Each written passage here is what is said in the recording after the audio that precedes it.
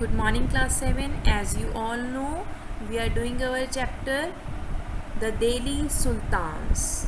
Today's topic is what Minhaj-e-Sarraj thought about Razia.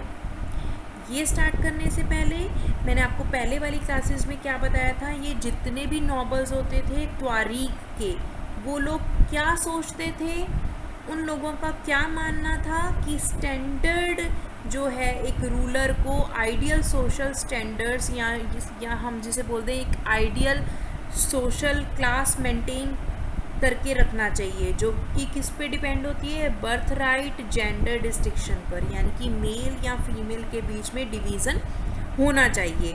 Mail should be considered superior, इस तरह की सोच रखते थे।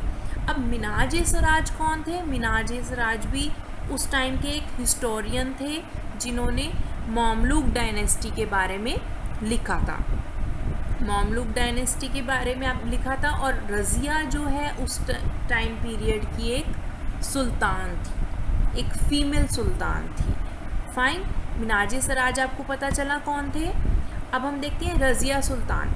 रज़िया सुल्तान कौन थी? मामलुक डायनेस्टी की she was daughter of Iltutmish. वो किसकी डॉटर थी?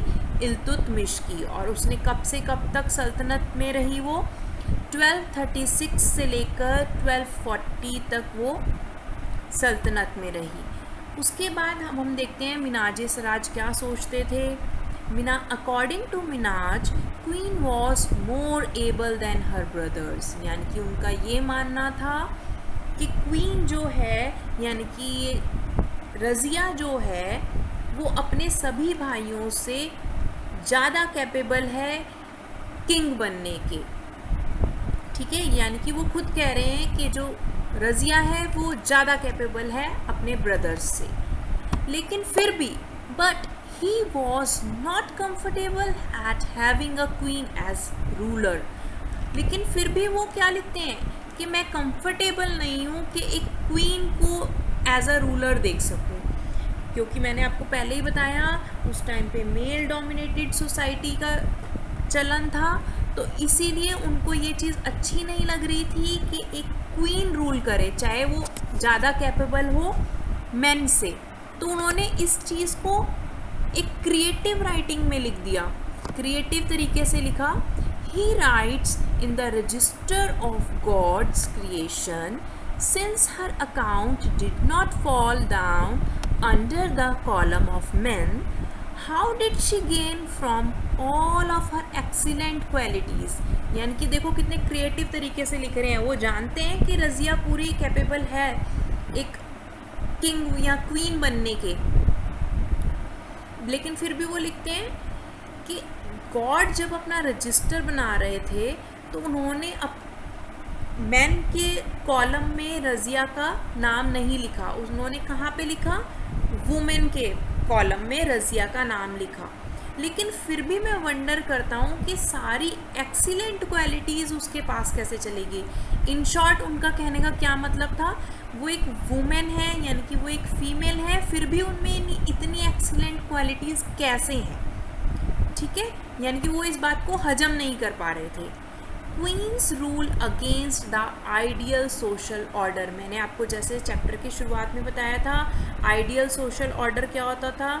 तारीख को लिखने वाले क्या सोचते थे? एक आइडियल सोशल ऑर्डर किसे मानते थे कि हाँ, हमें मेंटेन जेंडर, बर्थ राइट और जेंडर को, यानी कि मेल और फीमेल में जो डिफरेंस है उसको मेंटेन करके रखना चाहिए, यानी कि मेल को सुपीरियर मानना चाहिए। तो इसीलिए वो चाहते थे कि जो क्वीन है, ये जो क्वीन है रज़िया सुल्ताना, इसको सुल्तान नहीं बनना चाहिए। यानी कि आपको पता चल रहा है उस टाइम पे क्या थी? मेल डोमिनेटेड सोसाइटी थी। अब क्या हुआ? अब इनके इस तरीके से लिखने से, या उस टाइम की सोसाइटी को आप कह लीजिए, तो उसी बिग रीज़न यही था कि उस टाइम पे मेल डोमिनेटेड सोसाइटी थी, तो इसीलिए रज़िया सुल्ताना का टाइम पीरियड बहुत शॉर्ट रहा, 4 इयर्स का, और इनकी डेथ हो गई। वो आपने गाना सुना है ना, रज़िया गुंडों में फंस गई। तो वो गाना किस पे बेस्ड है, इसी के ऊपर बेस्ड है, क्योंकि रज़िया को क्या हुआ था, ये जंगलों में गुंडों ने इनको घेर लिया था चारों तरफ से और इनकी डेथ हो गई थी। आज का टॉपिक, आज की क्लास यहीं पर फिनिश्ड होती है। नेक्स्ट टॉपिक के साथ मैं आपको नेक्स्ट क्लास में मिलूँगी। Thank you students.